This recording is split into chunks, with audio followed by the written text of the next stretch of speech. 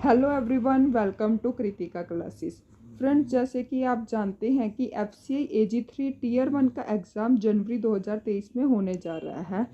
तो आप में से बहुत सारे कैंडिडेट्स के तो नए साल की शुरुआत भी एग्ज़ाम से ही होने वाली है, बिकॉज बहुत से कैंडिडेट्स का एग्ज़ाम 1 जनवरी को है।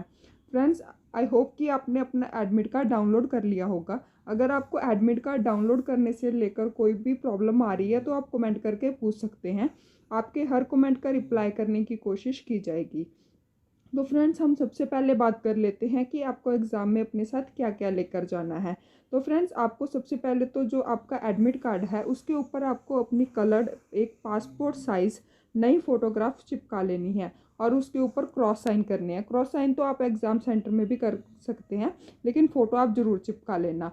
और इसके साथ ही आपको एक अपना ID प्रूफ लेकर जाना है। आप अपना आधार कार्ड, पैन कार्ड, इस तरह के जो डॉक्यूमेंट्स हैं वो ले जा सकते हैं। और इसके अलावा आपको एक बात का खास ध्यान रखना है कि जो आपके एडमिट कार्ड के ऊपर जो आपकी डेट ऑफ बर्थ है वो आपके ID प्रूफ के साथ एग्जैक्ट मैच खाती हो। अगर किसी भी वजह से आपकी जो एडमिट कार्ड पर डेट ऑफ बर्थ है और जो आपके ID प्रूफ में डेट ऑफ बर्थ है वो मैच नहीं हो रही, तो आपको अपना वो डॉक्यूमेंट लेकर जाना है जिसमें आपकी डेट ऑफ बर्थ मैच होती हो। जैसे कि आप अपना 10th का सर्टिफिकेट ले जा सकते हैं। अगर आपकी डेट ऑफ बर्थ मैच नहीं हो रही तो आपको एग्जामिनेशन हॉल में एंटर करने नहीं दिया जाएगा। और जो भी आप अपना ID प्रूफ लेकर जा रहे हैं उसकी एक फ़ोटो कॉपी ज़रूर अपने साथ रखें और उसकी एक फ़ोटो कॉपी आपको अपने एडमिट कार्ड के साथ पेस्ट स्टेपल कर लेनी है। और इसके अलावा आपको टाइम का ध्यान रखना है। जैसे कि अगर मान लो कि आपके एडमिट कार्ड पर रिपोर्टिंग टाइम 10:30 बजे लिखा है, तो आपको कोशिश करनी है कि आप 10:30 बजे तक वहाँ पर पहुँच जाओ।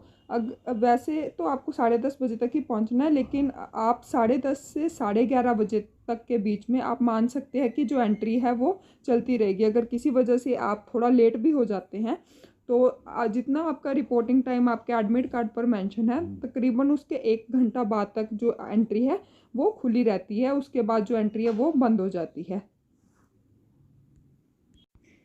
फ्रेंड्स, ये तो हो गई एडमिट कार्ड की बात। अब हम बात कर लेते हैं कि आपको एग्जामिनेशन हॉल में किन किन बातों का ध्यान रखना है।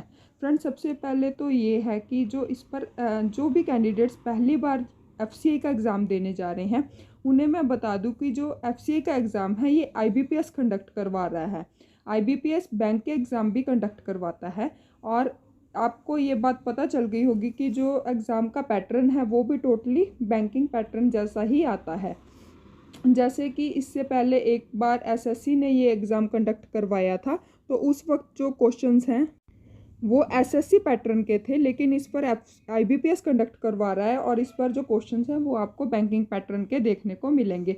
जैसे कि अभी रिसेंटली जो FCI AG2 का एग्ज़ाम हुआ था दिसंबर में, उसमें भी जो क्वेश्चंस थे वो एग्जैक्टली बैंकिंग पे पैटर्न पर ही थे।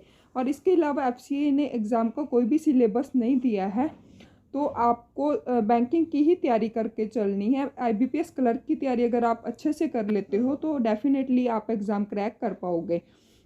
तो अब हम बात कर लेते हैं सब्जेक्ट बाय सब्जेक्ट कि आपको किन किन चीज़ों का ध्यान रखना है।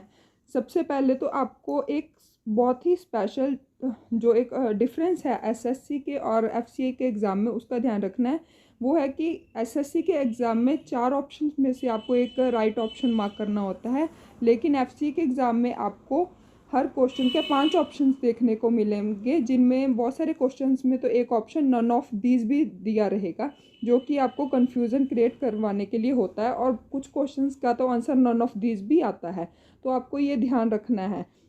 और इसके अलावा आपको एग्ज़ाम में दो वो बार्स दिखेंगी, हॉरिजॉन्टल बार और वर्टिकल बार, जिससे कि आप जो आपको क्वेश्चन दिया रहेगा उसको आपको पढ़ना होगा। जनरली SSC के एग्ज़ाम में केवल एक ही बार दी रहती है, हॉरिजॉन्टल बार, जिसे आप स्क्रॉल करके करके जो एग्ज़ाम है अपना उसे अटैम्प्ट करते हैं। लेकिन FCI के एग्ज़ाम में आपको दो दो बार्स दी रहेंगी, एक हॉरिजॉन्टल बार और एक वर्टिकल बार। हॉरिजॉन्टल बार से आप लेफ़्ट राइट कर सकते हैं और वर्टिकल बार से आप टॉप डाउन से स्क्रॉल कर सकते हैं। ये जो जिनको एक्सपीरियंस नहीं है, पहली बार एग्ज़ाम देने जा रहे हैं FCI का, उनके लिए थोड़ा टाइम कंज्यूमिंग हो सकता है। तो आपको इसकी भी प्रैक्टिस अगर आप कर सकते हो तो आपको करके जानी है। अब हम बात करते हैं कि जो स्टूडेंट्स जो स्टूडेंट्स तो ऑलरेडी बैंकिंग की तैयारी कर रहे हैं उनके लिए तो जो ये एग्ज़ाम है प्री क्वालिफाई करना उनके लिए कुछ, मैं समझती हूँ कि अगर उनकी तैयारी अच्छी है तो उतना डिफ़िकल्ट नहीं होगा। लेकिन जो स्टूडेंट्स एसएससी की तैयारी कर रहे हैं उन्हें जो अपने कुछ ऐसे टॉपिक्स हैं जिन पर जो अपनी कमांड करके वो इजीली एग्ज़ाम को क्रैक कर सकते हैं। सबसे पहले हम बात कर लेते हैं रीजनिंग की। आप जानते होंगे कि जो एसएससी की रीजनिंग है और जो एफसीए की रीजनिंग है वो टोटली डिफरेंट है।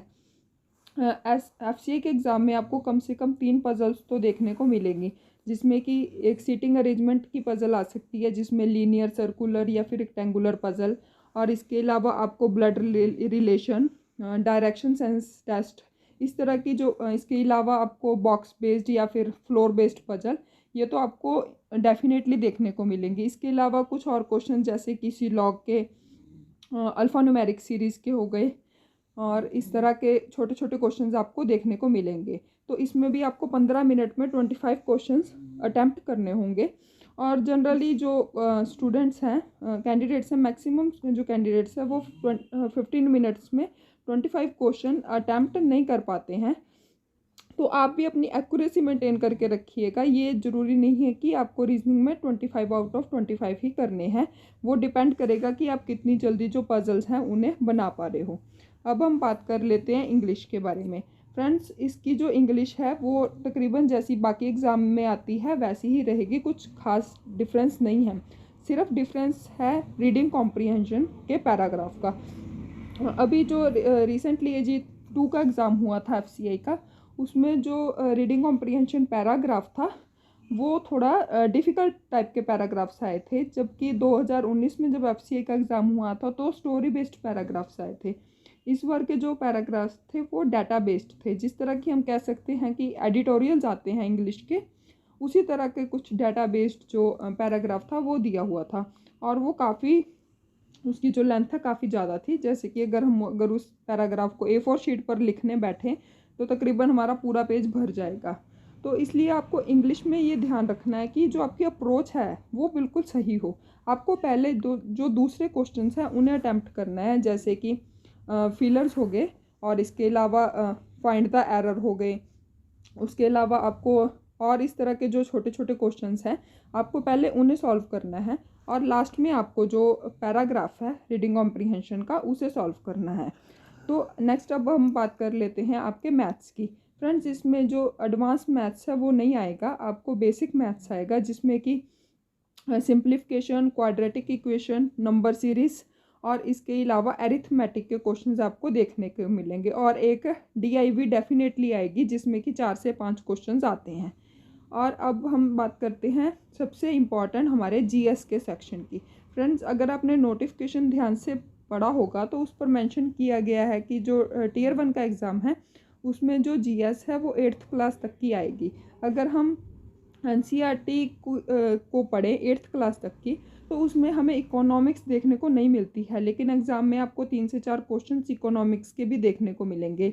उसके लिए आप अपनी कुछ बेसिक इकोनॉमिक्स पढ़ सकते हैं, जैसे कि GST, इस तरह के जो अलग अलग टैक्सेस हैं, और इसके अलावा फुल फॉर्म्स। इसमें एक क्वेश्चन तो डेफिनेटली आपको इसकी फुल फॉर्म का क्वेश्चन आएगा, जैसे कि पूछ सकते हैं कि GST में एस का क्या फुल फॉर्म है, इस तरह के क्वेश्चंस। इसके अलावा अगर हम बात करें हिस्ट्री आपकी बहुत इजी आएगी, वो आपको 8th क्लास तक की जो NCERT है उसी में से मिल जाएगी। लेकिन जो ज्योग्राफी में आपको स्टैटिक क्वेश्चंस देखने को मिल सकते हैं, जिस तरह की मैंने पहले भी जिक्र किया कि मैंने बहुत अच्छे तरीके से FCI AG2 का एनालिसिस किया था। उसमें मैंने नोटिस किया कि जो ज्योग्राफी के क्वेश्चंस हैं वो स्टैटिक पार्ट के से पूछे गए थे, जिस तरह की उसमें कुछ क्वेश्चंस नदियों से रिलेटेड, झरनों, झीलों, माउंटेन पासिस, इस तरह के क्वेश्चंस आपको देखने को मिल सकते हैं। और रही बात करंट अफेयर्स की, करंट अफेयर्स आप पिछले 5 से 6 महीने का करके जाएंगे तो आप इजीली जो करंट अफेयर के क्वेश्चन है उन्हें अटैम्प्ट कर पाएंगे। जो GS है वो आपकी काफ़ी ईजी रहेगी।